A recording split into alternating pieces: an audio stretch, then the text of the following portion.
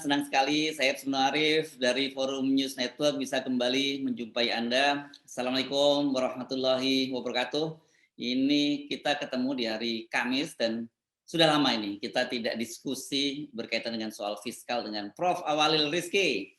Assalamualaikum, Bung Awalil. Waalaikumsalam warahmatullahi. Ya, ini udah agak lama orang udah bertanya-tanya. Memang nggak ada perkembangan APBN apa? Saya bilang ada. Ada tulisan dari Bung Awalil Rizky ini berkaitan dengan pembayaran bunga utang dan belanja lain-lain itu meningkat pesat gitu ya. Ini berkaitan dengan postur APBN kita ya. Dan saya baca-baca ini agak kaget karena saya membaca rinciannya. Nah ini memang kalau ngomong fiskal rincian-rincian itu ternyata APBN kita itu lebih dari setengahnya habis untuk membayar gaji pegawai dan bayar bunga utang. Ini bayar bunga utang loh ya, kita belum ngomongin soal bunga pokoknya lagi ya, beban pokoknya. Wah, ini cukup serius nih. Kalau begini kan sebenarnya apalagi kita tahu bahwa APBN kita itu ditopang oleh utang, ini kan padahal Anda selalu menyinggung bahwa utang itu untuk apa gunanya? Kalau untuk produktif nggak apa-apa, tapi kalau untuk cuma bayar gaji pegawai, terus kemudian bayar utang dan bunganya, bayar pokok dan bunganya ini kan jadi apa namanya ini ya, utang untuk utang aja gitu. Gimana jelasinnya nih Bung Awalil? Ya, berutang itu sebetulnya penjelasan tentang dia diperlukan untuk produktif bukan hanya pada era sekarang saja. Ya. Zaman Soeharto kalau kita baca dokumen-dokumennya juga mengatakan bahwa utang dilakukan itu untuk pembangunan ekonomi yang kemudian nanti bisa meningkatkan pendapatan nasional yang disebut PDB itu, produk domestik bruto, akan meningkatkan kesejahteraan rakyat, akan memberikan fasilitas-fasilitas layanan publik, dan seterusnya. Dan dengan demikian, ibaratnya kalau negaranya tambah maju, rakyatnya tambah makmur, mereka bisa bayar pajak, maka bayar beban utang itu di kemudian hari itu menjadi mudah. Itu logis sebenarnya. Jadi bukan hanya era ini saja. Nah, hanya saja era ini memang karena era media sosial dan media seperti Mas Hersu ini, jadi kan viral. Jadi publik menjadi, kalau dahulu cuma ada di dokumen, Pak, dan di ilmuwan. Jadinya kan kita ketika pemerintahan era Presiden Jokowi yang pertama sudah mendapatkan suguhan bahwa akan ada proyek strategis nasional, misalnya nih, dan itu tidak cukup duitnya. Kenapa? Karena penerimaan pajak kita maupun bukan pajak kita, itu pas-pasan lah sebut begitu penjelasannya. Dibutuhkan dana utang supaya pemerintah bisa mendorong proyek strategis nasional yang di kemudian hari, sayangnya antar masing-masing PSN itu, proyek strategis itu tidak jelas ini butuh berapa tahun. Lalu menghasilkannya dua, saya ulangi sekali lagi, pendapatan nasional, PDB, dan juga kesejahteraan rakyat. Kalau rakyat sejahtera, dia bisa bayar pajak lebih banyak, maka dia bisa membayar. Tapi itu kan sudah cerita 7 tahun yang lalu. Nah, sekarang dari tahun ke tahun ternyata tidak terbukti. Salah satu yang tidak terbukti adalah si pendapatan domestik bruto, pendapatan nasional itu tidak naik kencang. Sebelum pandemi dia hanya di lintasan 5%. Setelah pandemi justru kontraksi atau nanti tahun ini akan laju sedikit. Yang kedua, ya pemerintah kan yang membayar secara langsung dengan pendapatannya. Ternyata kenaikan pendapatan pemerintah sebelum pandemi loh, kita jangan bicara pandemi dulu, juga tidak pandemi itu dijadikan alasan kan. Nah, di situ jadi itu ya. Catatan angkanya kenaikan pendapatan pemerintah juga tidak seperti yang diharapkan. Itu yang disebut secara teknis tax ratio dan sebagainya. Intinya adalah pendapatan pemerintah, pendapatan dalam APBN itu tidak sebesar yang diharapkan. Nah, ketika pandemi, dua-duanya bermasalah, baik pendapatan nasional, berarti juga kesejahteraan rakyat, ujungnya lagi adalah pendapatan pemerintah, dalam hal ini APBN juga turun, maka beban utang yang sudah mulai, otomatis mulai kan, itu sudah mulai 7 tahun yang lalu, terus kan ada utang yang setahun, 3 tahun, yang sudah harus dicicil, maka bebannya menjadi berat dari sisi bayar utang, sebutlah itu pembayaran cicilan utang, dan utang berbunga, bunganya juga meningkat karena utangnya bertambah kan. Nah lalu tadi gaji pegawai, sebetulnya belanja pegawai itu lebih dari sekedar gaji pegawai, tapi anggap saja ini belanja pegawai gitu ya. Ya kan sekalipun dia tidak naik misalnya gaji pokoknya, itu beberapa tunjangan mengalami perbaikan. Ya, Dan jangan lupa bahwa belanja pegawai itu sebenarnya termasuk, nah ini yang jarang publik pemirsa mungkin ada yang belum tahu, itu termasuk bayar pensiun, Pak. oh, Sehingga belanja pegawai itu jadi bertambah, antara lain harapan hidup para pensiunan itu cenderung banyak meningkat. meningkat. Nah, sehingga jumlah, kalaupun harapan hidupnya tidak meningkat, jumlah pensiunan itu cenderung meningkat. Ya, tapi masa Maka kita digabungkan dengan doakan para pegawai yang masih pensiunan, aktif. ya, masa kita doakan para pensiunnya cepat Nah, lepas, makanya kekurangan sehingga boleh dong. uh, beban yang tadi beban utang maupun beban pegawai itu pegawai sebutlah operasional pemerintahan itu bertambah, padahal pendapatannya tidak seperti yang diharapkan, menimbulkan kesulitan fiskal, datang pandemi. Jadi ibaratnya orang itu, kita sebelum pandemi kita ini bukan orang kaya gitu, ya miskin, susah sebenarnya, meskipun belum susah banget. Tidak banyak orang tahu kalau kita susah, kira-kira begitu kalau ibarat rumah tangga. Ketika ada musibah, nah kita teriak-teriak ke tetangga kan minta bantuan. Nah, jadi ketahuan banget kalau kita ini sangat susah. Kurang lebih peta fiskal kita itu begitu, Pak. Nah, oke, masuk ke detailnya soal angka-angka tadi yang saya sebutkan tadi, belanja pegawai, kemudian apanya bunga pembayaran bunga utang. Dan kalau saya lihat ternyata komponen sosial yang digembar-gemborkan itu bantuan sosial digembar-gemborkan itu ternyata paling kecil ya anunya prosentasenya di situ ya. Kalau dibandingkan bunga utang aja nggak sampai separuhnya ini ya kira-kira ya. Ya, silakan. Ya, jadi memang pertama kita harus paham dulu ya bahwa belanja negara itu APB, namanya anggaran pendapatan belanja negara. Itu sebetulnya secara teknis kurang tepat, Pak. Mas Hersu, yang benar itu anggaran pendapatan belanja dan pembiayaan. Sebenarnya kenapa kita secara umum dengan kata-kata pendapatan kan mungkin menyamakan dengan penerimaan kan.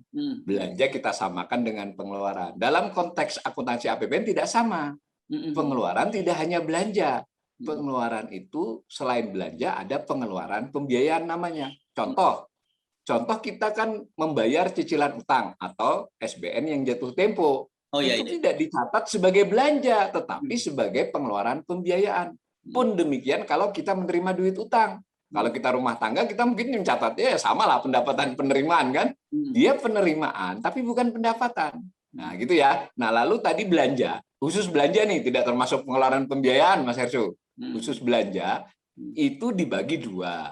Yang belanja pemerintah pusat, disingkat BPP biasanya, lalu transfer ke daerah dan dana desa.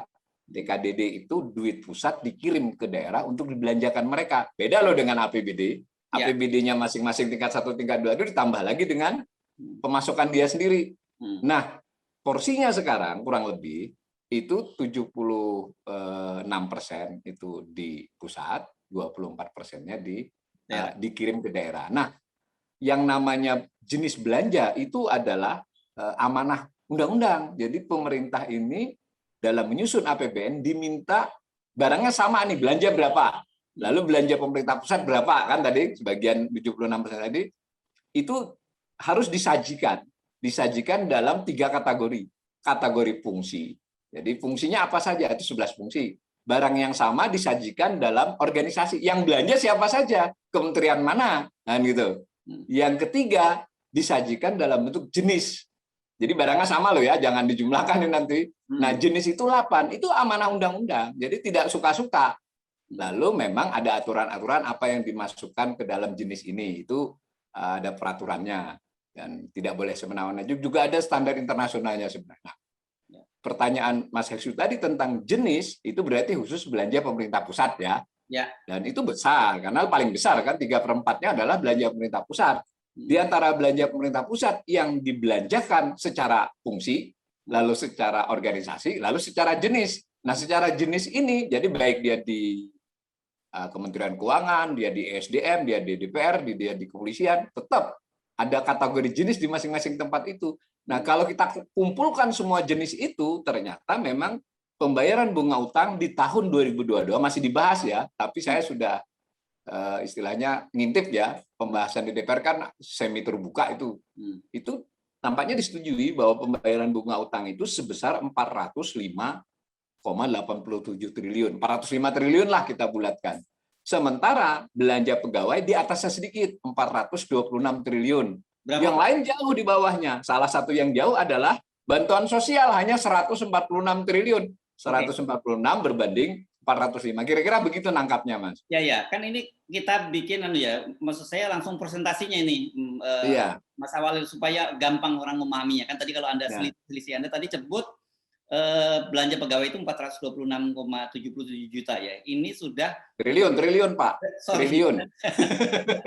Juta itu pendapatan sampean. Saya bikinnya di triliun. Ya. Oke, itu sekitar 22 atau total 22,02%, betul ya itu ya?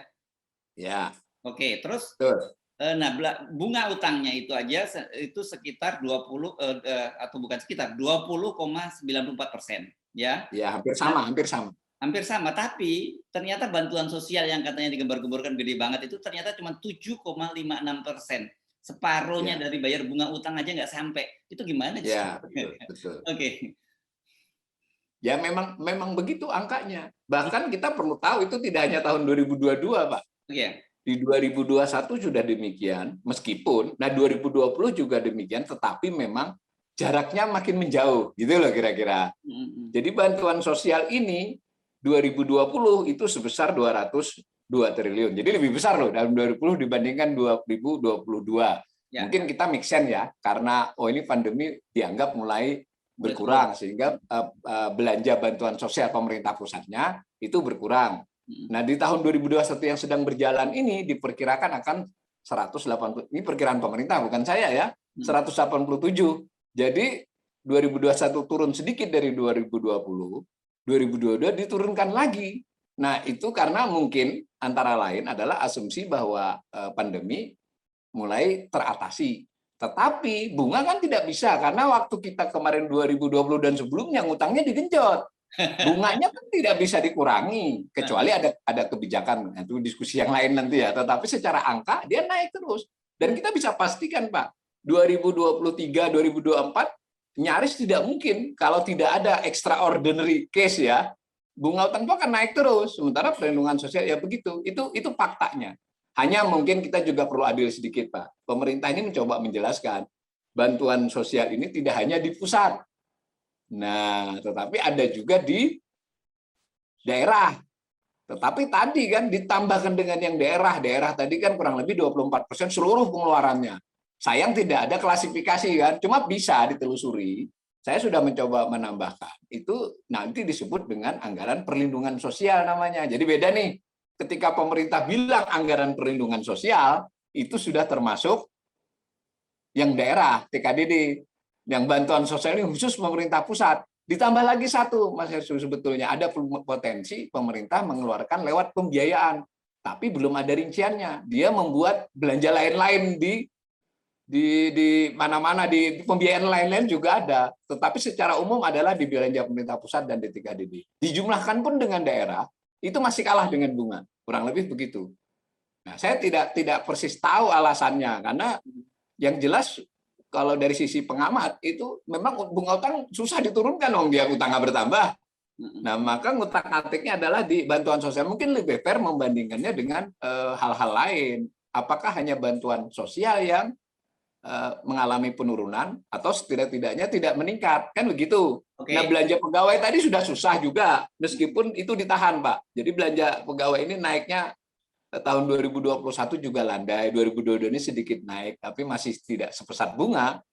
Nah, karena mungkin ada usaha untuk antara lain mungkin tidak menambah, zero lah ya, bukan nggak menambah. Kalau ada penerimaan pegawai baru itu berarti yang pensiun setara atau bahkan lebih banyak. Tetapi yang pensiun pegawai kan tetap bertambah orangnya. Nah, sebetulnya kritik yang lama adalah belanja pegawai ini yang besar bukanlah hanya pada tadi gaji, tetapi ada aspek di luar. Karena belanja pegawai itu dua, Mas Hersu. Ini yang penting diketahui. Belanja pegawai yang memang sudah terkait dengan operasional birokrasi, dan ada belanja pegawai yang dikaitkan dengan proyek. Jadi dia bisa honorer, bisa. Nah, kan gitu loh. Ini agak lebih detail. Mana yang bisa yang sudah jadi pegawai, sudah ada daftar gajinya, ada daftar tunjangan tertentu yang tidak bisa dipisahkan, tunjangan lauk-pauk dan sebagainya, kan nggak mungkin. Yang mungkin adalah refocusing atau penghematan, jika itu benar narasi pemerintah menurut saya. Itu mestinya kan yang tunjangan, yang bos-bos itu bisa nggak dikurangi, kemudian juga yang kita sudah dengar juga isunya. Jangan lupa loh ya, gaji pegawai DPR, DPR itu masuk sini, Pak. Karena DPR itu Jadi salah satu lembaga, kan kementerian lembaga ada iya, 80. gaji, nah ini saya Nah, pikir. 86 kementerian lembaga, ya toh, itu kan lembaga, jadi masuk juga. Ya, ya, ya, Nah, ya. kenapa itu kira-kira begitu? Kalau Oke, kita ini ingin memahaminya. Anda kalau menyinggung soal DPR ini kan sensitif ini karena kemarin baru heboh yang dibongkar oleh Iya. Krisdayanti ya, jumlahnya buat orang melongo.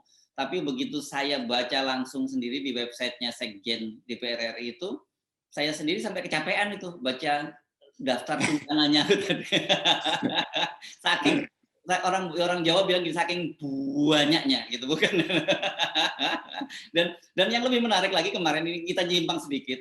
Coba bayangkan, kan dengan Undang-Undang Nomor 2 tahun 2020 itu fungsi pengawasan anggaran itu kan dicabut dari DPR kan? Ya kan? Sebenarnya terbatas pencabutannya, Pak. Ya.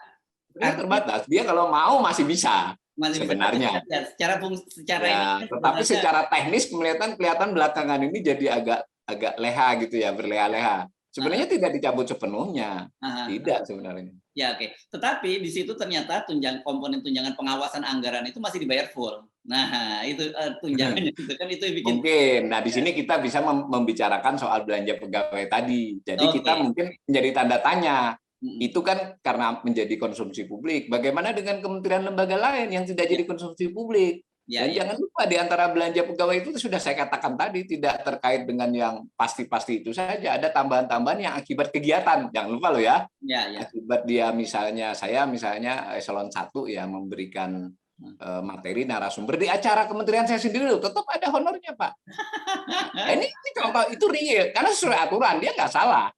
Itu tidak korupsi loh. Nah, tetapi kan kenapa tidak yang begitu-begitu umpama begitu dikurangi jatah dia jadi narasumber misalnya gitu. Nah, ini saya jadi ingat ini kemarin karena DPR juga geger berkaitan dengan munculnya anggaran 27 miliar di Kementerian Agama, yakni sosialisasi batalnya kenaikan haji. Padahal tanpa sosialisasi pun orang se-Indonesia juga udah tahu semua bahwa haji itu batal. Dan ternyata betul itu ada biaya-biaya tadi itu. Biaya narasumber, biaya perjalanan, dan sebagainya. Jadi mungkin saya potong sedikit. Misalnya kita ambil 27 miliar itu kan dikeluarkan oleh Kementerian Agama secara organisasi. Secara jenis tidak semuanya belanja pegawai kan itu. Nah, ada yang belanja barang, Pak. Barang itu jangan lupa loh ada barang dan jasa. Nah, ya enggak. Nah, jadi yang begini ini bisa honor terhadap narasumber itu bisa ada masuk di belanja pegawai, tergantung case-nya ya. Bisa masuk dalam belanja barang apapun buat kita, mungkin yang penting itu jadi pengeluaran semua kan. Jadi belanja semua. Oke. Nah, pertanyaan yang saya kira sangat menarik itu adalah dengan postur anggaran semacam ini itu apa sebenarnya bagaimana kita membacanya itu, Prof. Wali? Iya. Saya kira kalau kita mau fair, mau adil ya menganalisis, itu pertama kita mau tahu dulu pemerintah sendiri mengatakan apa terhadap belanjanya, ya kan? Jadi kita menilai orang atas dasar pengakuan dia. Nah, diakui bahwa kebijakan fiskal, jadi fiskal berarti tidak hanya belanja ya, termasuk pendapatan dan pembiayaannya, itu dipidatokan oleh Presiden Jokowi pada saat pidato pengantar APBN dan juga dinyatakan secara eksplisit di dokumen nota keuangan. Saya ingatkan pemirsa, nota keuangan itu 468 halaman, bla-blanya sama dengan yang dinyatakan Presiden. Misalnya antara lain dikatakan kebijakan fiskal di tahun 2022 nanti itu memantapkan pemulihan ekonomi dengan tetap memprioritaskan penanganan sektor kesehatan. Ini, Pak. Jadi satu. Lalu nomor 2-nya, jadi ini atas dasar urut prioritas yang tidak disebut berarti kan masih di bawahnya lagi. Perlindungan sosial. Yang ketiganya, nah baru ada reformasi struktural dan reformasi fiskal. Berarti yang ketiga ini termasuk refocusing tadi itu loh. Ya kan? Yang keempat baru optimalisasi pendapatan dan spending better. Nah, lalu dari fiskal yang begitu ada lagi dikatakan 3 pokok belanja. Belanjanya penguatan pemulihan ekonomi dan reformasi struktural. Lalu penguatan spending better. Ini ingin ditekankan berulang-ulang bahwa pemerintah ini mau berhemat, mau berefisien. Itu eksplisit dinyatakan. Enggak. Lalu yang ketiga ini menarik juga, Pak. Dikatakan arah belanja di 2022 nanti adalah transfer ke daerah dan dana desa diarahkan untuk pemulihan ekonomi. Dan ya intinya penekanan peran. Jadi 3 hal. Nah, itu cerita narasi kebijakan. Buat saya pengamat kalau kamu memang punya rencana begitu, punya bagian begitu pemerintah, saya mau tahu rinciannya seperti apa. Ya, ya, Kan ya, bisa ya. saja Pak Sesu bilang, pokoknya saya dalam tempo 1 jam harus sampai ke Surabaya. Nah, saya tanya Mas Sesu, sampai naik apa? Oh, saya mau naik sepeda motor. Kan jadi nggak logis Ya, gitu ya, ya, kira-kira ya. gitu loh. Ya, ya, ya. Ekstrim. Nah, tentu tidak se-ekstrim itu. Maka kita harus bicara apa rinciannya. Nah, tadi kita di pendahuluan tadi sebagian rincian itu Mas Sesu. Ya, Tidak ya, seluruhnya masih. ya, Dan ya. dari yang dibicarakan sementara tadi kurang mendukung kan dengan tema ini. Betul, betul. Ya, misalnya apa tadi mengutamakan kesehatan, lalu perlindungan sosial itu di urutan-urutan atas. Tapi ternyata dia tidak di atas kan gitu loh, misal. Nah, dan saya ingin nambahkan, mumpung ditanyakan oleh Mas Hersu, salah satu yang ditonjolkan nomor 3 dalam arah belanja itu adalah meminta daerah itu ikut dalam pemulihan ekonomi, bahkan sebetulnya dalam rincian yang lebih panjang ditambah juga terlibat lebih jauh terhadap mitigasi pandemi dan macam-macam itu. Sebagaimana juga tahun-tahun sebelumnya, di mana kalau transfer ke daerah dan dana desa itu secara umum itu ada yang terserah daerah, lalu sebagiannya diarahkan. Nah, pada saat pandemi yang diarahkannya digedein, jadi daerah itu sempit ruangnya untuk menentukan di luar yang daerah. Nah, harusnya dengan begitu ditambahkan duitnya, kira-kira nalarnya kan begitu. Kalau dia disuruh ikut-ikutan membantu pusat, mau ya ditambahi. Ternyata faktanya di 2022 tidak ditambahi. Saya ulangi, tidak ditambahi, stuck. Sementara pusatnya bertambah. Artinya kan tidak sesuai antara rincian dengan, jadi Mas Hersu diminta kerja lebih keras, gajinya nggak ditambah. Kira-kira kurang lebih begitulah. Ya, ya. Dan mudahnya lagi tadi karena Anda mengambil analogi mau ke Surabaya dalam 1 jam cuma naik sepeda motor, ini ternyata enggak sepeda motor lah, ini kira-kira naik mobil gitu. Itu tetap aja nggak sampai karena ternyata komponen biaya komponen pembiayaan untuk kesehatan dan perlindungan sosial tadi kan jauh lebih rendah gitu ya dibanding.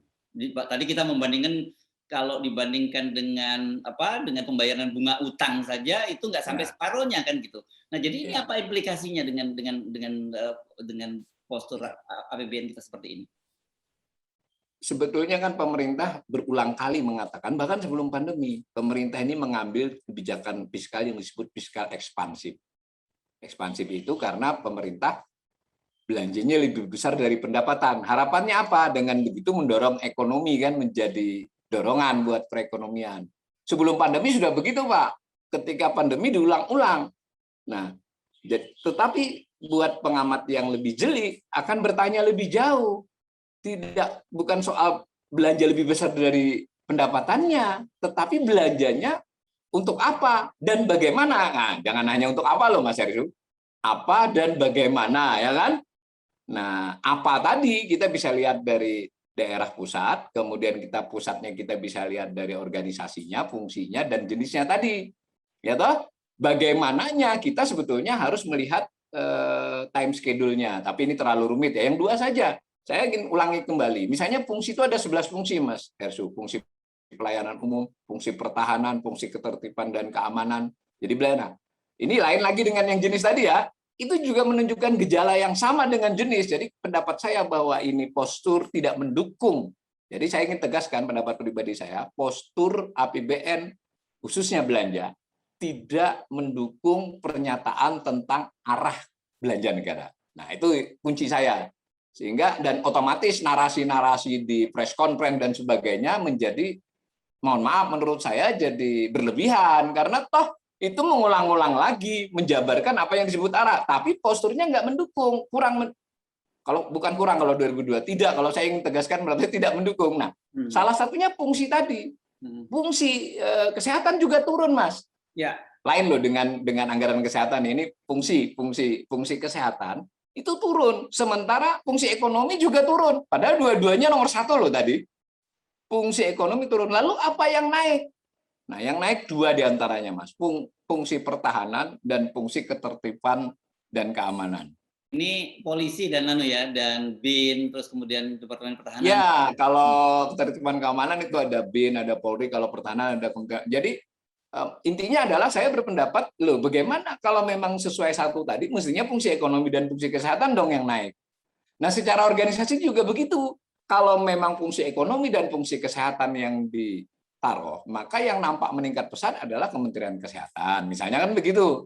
Umpama saja Kementerian Koperasi dan UKM, bolehlah Kementerian Perindustrian, Kementerian Perdagangan. Tetapi dari data 86 organisasi kementerian lembaga tadi yang naiknya pesat, karena secara umum dia stuck Pak, totalnya kementerian itu. Yang naik pesat justru, mohon maaf, bukan kita tidak setuju dengan ada dana besar untuk Kementerian Pertahanan ya, karena kita butuh pertahanan yang kuat. Kita juga butuh Polri untuk keamanan dan ketertiban.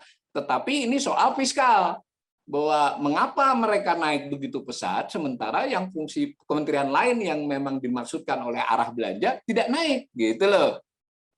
Nah, itu luar biasa, Pak. Ya. Jadi sebenarnya gampangnya ngomong ini sebenarnya kita simpulkan bahwa antara apa yang diucapkan oleh Presiden yang disampaikan di DPR itu tidak tercermin gitu di dalam postur anggarannya gitu ya. Ini jadi ya menurut saya begitu. Ya, oke. Nah, kita tadi Anda juga menyinggung soal dana desa dan sebagainya. Ini sebenarnya apa sih maksudnya dengan dana desa itu dan apakah kemudian antara anggarannya dalam pelaksanaannya itu juga tercermin bahwa memang semangatnya sama gitu dengan apa yang disampaikan Presiden? Dana desa itu kan transfer ke daerah dulu. Transfer ke daerah itu kan ada alokasi umum, ada alokasi khusus. Yang umum itu terkait dengan jumlah penduduk dan berbagai macam, ada rumusnya, Pak. Ya sebetulnya kalau mau disederhanakan, yang alokasi umum itu adalah karena dia jumlah penduduknya, karena kondisi demografis dan sebagainya adalah. Nah, itu ya hak dia dong. Hak kebijakan pemerintah daerah itu mau untuk apa? Disebut juga alokasi umum. Dan itu hak. Lalu ada alokasi khusus lah, kita sederhanakan ya. Nah itu kan terkait dengan agar daerah membantu program yang diprioritaskan oleh pusat. Itu masuk akal kalau dia diarahkan kan. Nah, diarahkan misalnya entah itu infrastruktur, entah itu pendidikan. Nah lalu ada dana desa. Jadi dua ya, transfer daerah tadi. Lalu dana desa ini kan perintah undang-undang. Jadi bukan soal kebijakan siapa-siapa. Dan itu sudah terjadi sejak tahun 2016 ya terus. Dan bertambah jumlahnya sedikit-sedikit. Nah, dana desa ini belakangan kan mulai mendapat aturan main gitu loh. Dan sebelumnya ketat Pak Heru. Sebelumnya cukup ketat di mana ada aturan sehingga menimbulkan sedikit keluhan juga toh bahwa aparat desa harus membuat laporan seolah-olah APBD, disebut APBD juga kan. Pendapatan belanja desa meskipun tidak. Nah, itu cukup menyulit. Nah, ketika itu sudah ada juklak-juklaknya, dia untuk BLT, dia untuk fasilitas umum dan seterusnya. Nah, belakangan ketika pandemi, dia dipaksa untuk ada perintah kan, ada sempat kasus toh itu, bagaimana seorang bupati kebingungan kan karena dana desanya belum datang, rakyat sudah tahu bahwa ada di antara dana desa itu ada yang untuk BLT gitu loh, kan nggak ada sebelum pandemi. Nah, oke lah, saya sebagai pengamat fiskal memaklumi bahwa ketika situasinya darurat, maka ibarat rumah tangga itu apalah yang bisa dioptimalkan dari yang ada. Dan mungkin menurut ahli fiskal di Kementerian Keuangan, ini TKD dan dana desa ini belanjanya nggak optimal sebelum pandemi. Masih ada sisa-sisa lah. Sebetulnya kasus per kasus itu, tapi memang faktanya banyak yang sisa. Sisa ditaruh di BPD, di Bank Pembangunan Daerah. Maka udah dorong saja, oke kan? Tetapi kok makin ke sini diterus-terusin daruratnya, bahkan 2022 ini tidak ditambahi, berarti kan yang tadi remah-remah yang disisir-sisir tadi, dan terutama di daerah-daerah yang benar, jadi ini sulitnya Mas Hesu. Nanti daerah yang benar tingkat 2, ya umpama tingkat 2, membelanjakan TKDD-nya, kemudian termasuk dana desanya dengan benar, kalau dia belanjakan dengan benar, belanja yang benar untuk sebuah arus APBN itu, ya tidak sisa Mas, benar nggak? Ya kan itu sudah dianggarkan kok, berarti kan. Nah, kalau masih sisa itu berarti kan ya paling tidak ada masalah sedikit dalam fiskalnya. Nah, itu bisalah dikorek-korek untuk udahlah disalurkan untuk pen saja. Lah tapi kalau yang berarti ketika 2022 seperti ini bagaimana yang sebelumnya sudah benar menjalankan anggarannya, sudah mendekati benar lah. Maka beban tambahan dia harus itu kan jadi berat. Di sini ada dua faktor menurut saya. Pertama, pemerintah pusat dan itu mulai tercermin dalam pemberitaan, mulai banyak menyalah-nyalahkan daerah. Terlepas dari memang ada daerah yang salah, menurut saya pemimpinnya, bosnya pusat kok. Kok itu jadi konsumsi publik, tinggal dipanggilin saja gubernur bupati. Kan banyaklah mekanismenya, ngapain diumumkan ke publik. Itu sama dengan orang tua. Menurut saya ini nggak apa-apa keras sedikit, jarang saya mau keras di Pak Herso ini. Ya toh, sebagai kepala keluarga, sebagai orang tua nyala-nyalain anak di depan umum kan kira-kira begitu. Ya, ya, Itu ya. kan bereskan. Nah, tetapi itu satu hal. Hal yang lebih penting adalah bisa membingungkan umpama tadi kita anggap ini 500-an ya kabupaten kota kan. Anggap saja seperempatnya lah yang benar. Kita nggak muluk kan. Dan pasti ada lah, tidak mungkin bupati, DPRD yang berbusuk semua kan. Ini justru akan lebih kesulitan dengan begini, beban ditambahi, duit tidak ditambahi. Nah, dan ciri lain berarti dibandingkan dengan pernyataan-pernyataan di awal periode pemerintahan presiden yang pertama yang mengatakan membangun dari pinggiran, daerah akan diberdayakan, dan narasi itu masih dipakai bahwa daerah akan didorong. Ya bagaimana mendorong daerah kalau dia tidak didorong dengan pembagian? Dan itu jangan juga melihat pemerintah memberi, Pak. Sebenarnya tidak tepat juga. Toh pemerintah pusat itu dapat antara lain dari pajak. Pajak kan tidak, sebagian besar jenis pajak itu tidak memandang orang di daerah mana, masuk pusat semua kalau dari PPh pasal 21, PPh 25. Artinya ada hak daerah di situ, apalagi yang rakyatnya banyak. Jadi tidak fair juga disebut itu belas kasihan kan? Ya. Ini soal keadilan analisis. Nah, yang jelas menjadi tidak tegas. Apakah memang fiskal kita mau sentralisasi lagi? Betul kritik terhadap daerah yang sebagian nakal ya. Tetapi kan ini perlu payung hukum dan kejelasan strategi fiskalnya pemerintah ini mau apa? Ini sentralisasi jelas. Nah, ketika dia jadi sentralisasi, kita melihat tadi terkejut kan? Ternyata itu lebih dikarenakan beban bunga utang dan pegawai yang besar tadi. Ya kan? Sehingga butuh menahan sebagian dana untuk tidak terlalu cepat pergi keluar kebutuhan lain. Ya. Tambahan Mas Heru. Tadi di depan Mas Heru bertanya soal pembayaran utang. Jangan salah loh ya. Saya ingin tekankan lagi, pengeluaran pemerintah itu dua, yang belanja dan diskusi kita sejauh ini tadi belanja baru Mas. Ya. Yang satunya lagi adalah pengeluaran pembiayaan. Salah satu dari pengeluaran pembiayaan itu adalah bayar cicilan pokok utang. Kan beda, dia tidak dibelanja. Nah, ini kan terlepas dari dia ditaruh di belanja, dia butuh dana. Ya. Nah, seandainya selama ini kita semua bayar utang itu dengan utang baru. Jadi ada dapat utang baru, kita bayarkan utang lama. Bahkan untuk bayar bunga utang yang dibelanja, kita pasti sudah pakai utang baru. Kan gitu toh? Nah, itu namanya keseimbangan primer negatif. Nah, andai, kan boleh, analisis itu boleh berandai, bukan berarti kejadian. Analisis namanya. Kalau kita tidak dapat utang, kita hanya mengandalkan pendapatan saja, kan begitu rumah tangga toh. Kalau sampean tidak dapat utang lagi, maka beban utang sampean itu murni dari pendapatan. Tahun 2020 yang sudah berlangsung itu 46,5%. Jadi 46,5% dari pendapatan habis untuk bunga utang dengan pokok utang. Belum belanja pegawai loh Mas Hersyu. Tadi Mas Hersyu nambahkan pegawai kan? Ngeri. Terus? Ya, itu tidak turun. Karena tadi kenapa? Karena utang kita bertambah. Utang bertambah berarti cicilan juga bertambah, Mas. Mau tidak mungkin kan utang bertambah, cicilan turun. Ya mungkin ada 1-2 tahun, tapi secara umum bertambah. Bunga juga bertambah. Maka di tahun 2021 yang berjalan ini, lalu 2022 nanti sudah akan di atas 50%. Jadi lebih dari separuh. Sehingga lebih dari separuh pendapatan kita, seandainya kita tidak ngutang, itu habis untuk beban utang. Nah, otomatis kan kita butuh benar-benar harus berutang nih. Hidup kita ini bergantung ada tidak yang memberi utangan. Nah, udah pontang-panting. Karena agak khawatir asing tidak banyak yang mau beli, terus orang domestik, ya duit kan duitnya bank, duitnya perusahaan keuangan, duitnya individu kan bagaimanapun ada batasnya. Maka lalu BI membantu membeli. Nah, begitu kira-kira strateginya. Ini bahasa mudahnya kira-kira kelangsungan hidup kita ini, bangsa kita ini tergantung belas kasihan dari para pemberi utang ya. Untungnya salah satu pemberi utang itu sekarang Bank Indonesia Pak. Jadi kita juga. Tetapi tidak salah kalau misalnya dalam bahasa awam, kalau tidak ada yang memberi utang, ya itu kita tidak bisa menjalankan fiskal dengan baik. Ya bayangin tinggal separuh, bagaimana kita mau membayar pegawai? Jadi kalau beneran itu terjadi, kita hanya habis untuk 3 saja, Mas.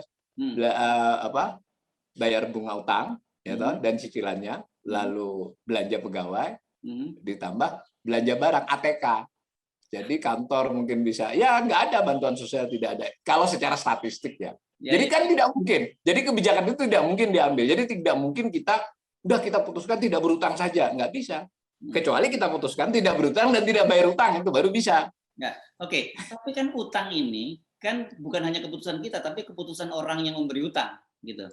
Nah, Ya, potensinya kalau kita lihat dalam situasi global seperti ini, di mana krisis juga terjadi secara global, potensi kita untuk mendapatkan utang kembali itu masih ada atau tidak, Prof. Awalin? ya, kita sudah diskusi ya dulu ya waktu gagal bayar utang. Saya ingin katakan masih ada, tapi mungkin tidak cukup untuk kebutuhan kita. Beda kan? Nah, jadi yang memberi utang, umpama kemarin Gawat, ya, gawat. ya sudah banyak, mungkin akan bertambah sedikit atau tetap. Tapi kita butuhnya lebih banyak. Kan begitu. Itu sudah rawan, Pak. Sangat rawan. Dan bukan pemerintah tidak tahu, karena tahu dulu itu rencananya berbagi beban semula dengan BI. Berbagi beban itu intinya gini lah, karena yang lain sulit diharapkan ngutangi, Bank Indonesia saja yang ngutangi pemerintah. Itu bahasa sederhananya, mau disebut skema, badan itu nama teknis. Intinya adalah pemerintah sadar ketika dadak terjadi pandemi, ini nggak mungkin ngarapin, apalagi tadi seperti kata Mas Hersu, orang juga sibuk di negaranya. Terus kalau kita mengharapkan individu beli retail, berapa banyak sih duit mereka? Pol-polan 100 triliun, yang sementara butuhnya ribu kan? Sehingga, dan nanti ada batasnya. Maka Bank Indonesia yang diminta ngutangi. Oke, kita setuju ya, darurat. Benar nggak? Ya, artinya semua negara begitu, bank sentralnya turut campur. 2021 masih, Mas, yang sedang berjalan ini, diperpanjang. Saya kira sebagai pengamat ini harus berakhir, karena supaya dia normal. Ternyata tidak. Sudah ada pembicaraan dan nampaknya sudah mau MOU lagi di 2022 dilanjut. Itu artinya apa?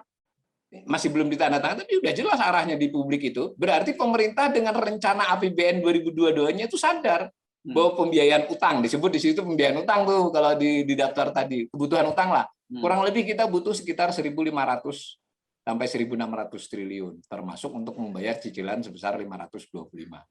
Butuhnya 1.500-an. Itu kelihatannya pemerintah tidak yakin, sehingga butuh bantuan BI lagi.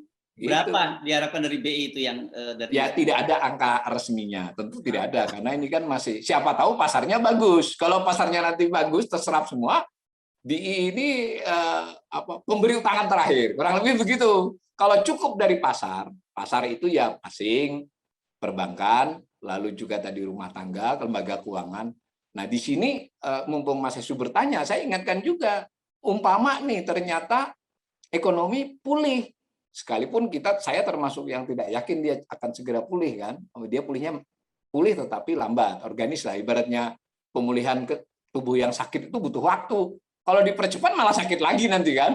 Nah, itu si bank perbankan tadi banyak membeli, bank ya, bukan Bank Indonesia Mas Hersu, kan membeli SBN, membeli utang pemerintah, ngutangi pemerintah.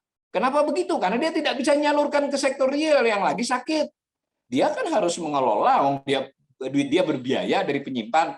Nah, bagaimana kalau nanti ternyata ekonomi memulih? Dia kan butuh duit untuk menyalurkan kredit, tidak cukup yang ada. Nah, sementara SBN yang dia beli ada yang 5 tahun, 10 tahun, kan belum jatuh tempo. Bagaimana dia? Pilihannya satu, dia jual ke pasar.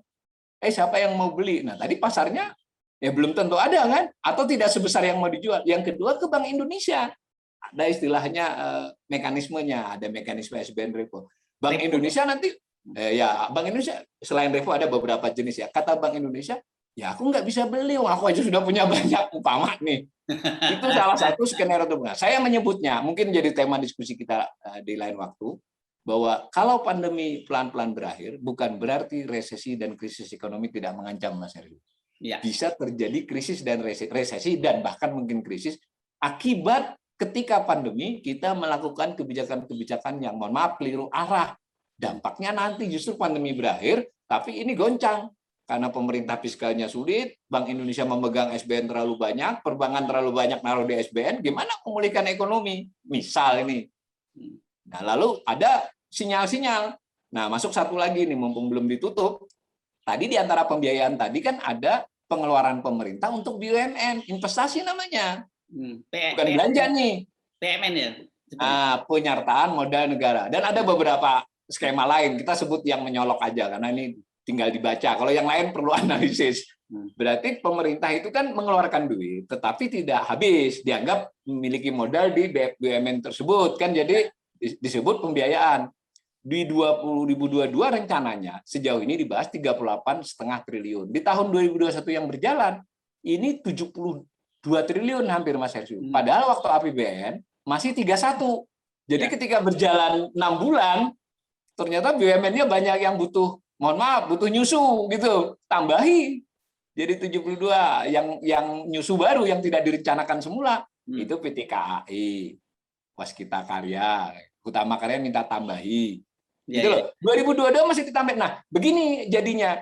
Itu mungkin benar dalam konteks pemerintah ini kalau tidak dibantu, mungkin keadaannya sulit lalu dia default, gagal bayar beberapa kewajibannya akan menimbulkan ekonomi yang kolaps. Jadi ya ini mau tidak mau dibantu.